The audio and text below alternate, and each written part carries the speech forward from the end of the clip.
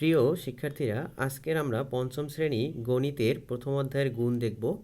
তো দেখেন, এখানে হচ্ছে 430 গুণ 500 এটা দেওয়া আছে। তো 2 নাম্বারের 2-এর 1, কারণ কি 1 নাম্বারের যে অঙ্কগুলো ছিল সেগুলো আমরা এর আগের পর্বে করেছি। এবারে হচ্ছে 430 গুণন 500, এটাকে আমরা খুব দ্রুত সময়ের মধ্যে করতে পারবো বইয়ের নিয়ম অনুযায়ী। যে এখানে শূন্য বাদ দিয়ে আমরা যদি করি তাহলে দেখেন শূন্যগুলো সব বসে যাবে। শূন্য বাদ দিয়ে করলে 43, আর এপাশে সংখ্যা আছে কত, 5। তাহলে 43 আর 5 গুণ করলে হবে হচ্ছে 215। তো 215 আমরা লিখে ফেললাম।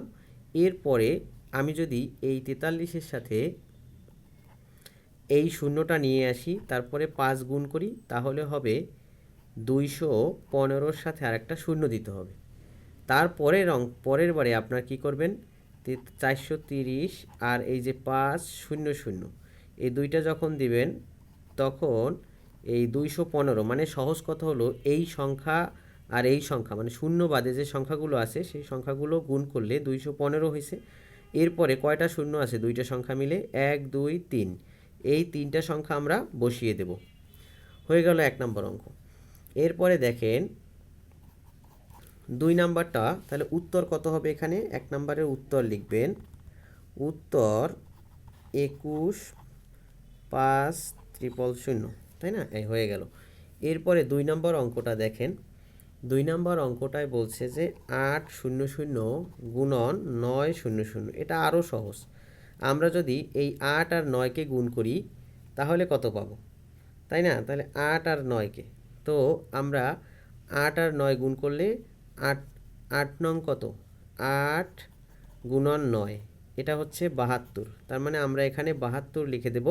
তারপরে কয়টা শূন্য আছে, 1 2 3 4, এই 4টা শূন্য বসিয়ে দেব। শেষ। এই উত্তর হচ্ছে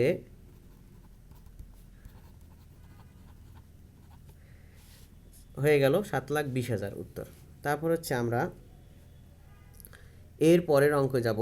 3 নম্বর অঙ্কটি আছে 2-এর 3। 3 নম্বর অঙ্কটি আছে 4 3 2 0 গুণন 1 9 0। তাহলে আমরা এবার কি করব, এই যে 432, এখানে আছে 432 আর এখানে আছে 19, শূন্য বাদ দিয়ে আর কি। তাহলে 432 গুণন 19, এটা গুণ করব। তো 9 দ্বারা আগে গুণ করি, 9 দুগুণে 18 আর 8, হাতে আমার 1, আর থাকলো 3 নং 27, 27 আর 1 28, 28 এর 8, তারপরে হচ্ছে হাতে আমার 2, 4 নং 36 আর 2 38। এরপরে একটা শূন্য যথারীতি দেবো, যেহেতু একটা সংখ্যা করা হয়ে গেছে একটা শূন্য দেবো ওই আগের নিয়মটার মতো। তারপরে 1 আছে 2 অক্ষে 2, 3 অক্ষে 3, 4 অক্ষে 4। এবারে বসিয়ে আমরা এটাকে সুন্দর করে ফেলবো। তো এখানে হচ্ছে 8, তারপর 8 আর 2 10-এর শূন্য, হাতে আমার 1, 8 আর 3 11, 11 আর 1 12 আর 2, হাতে আমার 1, 4 আর 3 7 আর 1 8। তার মানে হচ্ছে 8 2 0 8। তাহলে আমরা এখানে পাবো সমান সমান দিয়ে 8 2 0 8, এটা বসাইলাম। এই দুইটা সংখ্যা গুণ করে পাইছি। এরপরে দেখেন এখানে একটা শূন্য আছে, এখানে একটা শূন্য আছে, এই দুইটা শূন্য বসাই দিলেই শেষ। তারপর হচ্ছে মোট দুইটা শূন্য আছে, দুইটা শূন্য বসিয়ে দিয়েছি। এরপরে 4 নম্বর অঙ্কটা। 4 নম্বর অঙ্ক হচ্ছে 6 1 5 0, তারপর হচ্ছে গুণন 8 2 8 2 0। তাহলে এখানে কি হবে, একই রকম, এই 615 আর 82 এটাকে গুণ করবেন। তাহলে 615 গুণন 82, 5 দুগুণে 10-এর শূন্য, 2 দ্বারা এটাকে গুণ করলাম। তারপরে 2 অক্ষে 2 আর 1 3, তারপরে 6 দুগুণে 12। এরপরে একটা শূন্য দেবো যথারীতি, যেহেতু একটা সংখ্যা করা হয়ে গেছে।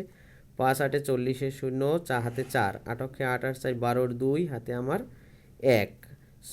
তারপর হচ্ছে 6 8 48, 48 আর 1 49। এরপরে আমরা দেখেন এখানে যদি এই শূন্য নিচে শূন্য, 3 4 9 আর 1 10-এর শূন্য, 4 আর 1 5, 5 0 4 3 0, এটা হয়েছে। তার মানে 5 0 4 3 0। তারপরে এই কয়টা শূন্য আছে এখন পরে, এটা তো এই দুইটা গুণ করে এই শূন্যটা পেয়েছি। এরপরে আমরা এই শূন্য হিসাব করব 1 2, তার মানে এই দুইটা শূন্য আমরা বসিয়ে দেবো। এটা হলো উত্তর। এরপরে হচ্ছে পরের অঙ্কে চলে যাই, 5 নম্বর অঙ্ক। 4 নাম্বার গেল, এবারে হচ্ছে 5 নম্বর অঙ্ক। 5 নম্বর অঙ্ক হচ্ছে 3 4 0 0 গুণন 7 0 0। এটার ক্ষেত্রে আমরা ওইভাবে 34 গুণন 7, তাহলে 34 আর 7 গুণ করলে কত হয়?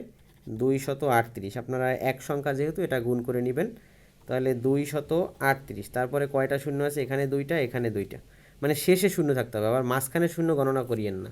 যেমন এখানে এখানে একটা মাঝখানে যদি কোনো জায়গায় শূন্য থাকে, যেমন যদি এখানে থাকতো 3 0 4, তাহলে কিন্তু সেটা আমরা গণনা, শেষে যদি শূন্য থাকে, এই একটা শূন্য, এই 2টা শূন্য, মানে শেষে প্রথম সংখ্যা থাকবে, তারপর সর্বশেষ, তারপর আর কোনো সংখ্যা থাকবে না। সেরকম যদি শূন্য থাকে সেই শূন্যগুলো মানে গুনবো আর কি। গুনে এই 2টা এই 2টা 4টা হয়ে গেছে, তার মানে এটা উত্তর। এরপরে 6 নাম্বার অঙ্কটি হচ্ছে 6 0 0 আর 2টা শূন্য হবে।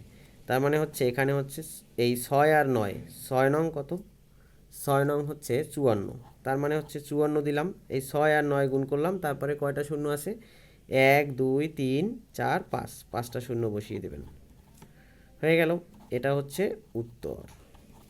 আর আপনারা যদি ডিটেল করতে চান, তাহলে আমার এই প্রথম যে অঙ্কটা যেভাবে করিয়েছি 1 নম্বর অঙ্কটা, সেভাবে ডিটেল করবেন। প্রথমে এই 2টা সংখ্যা নেবেন, সংখ্যা 2টা নিয়ে গুণ করবেন, তারপরে একটা শূন্য অ্যাড করবেন, তারপরে আবার গুণ করে গুণফল লিখবেন, তারপরে ফাইনালি 2টা শূন্য অ্যাড করে গুণফল লিখবেন। এভাবে করতে পারেন, এভাবে করলে ভুল হওয়ার কোনো সম্ভাবনা নাই। তো প্রিয় শিক্ষার্থীরা, এইটা হচ্ছে আজকের এই গুণের অঙ্কগুলো শেষ হলো। এরপরে আমরা দেখব সহজ পদ্ধতিতে গুণ নির্ণয়। তো এর পরের লেকচারে আমরা সহজ পদ্ধতিতে গুণ নির্ণয় দেখব। তো যদি ক্লাসগুলো ভালো লেগে থাকে, অবশ্যই চ্যানেলটিকে সাবস্ক্রাইব করবেন।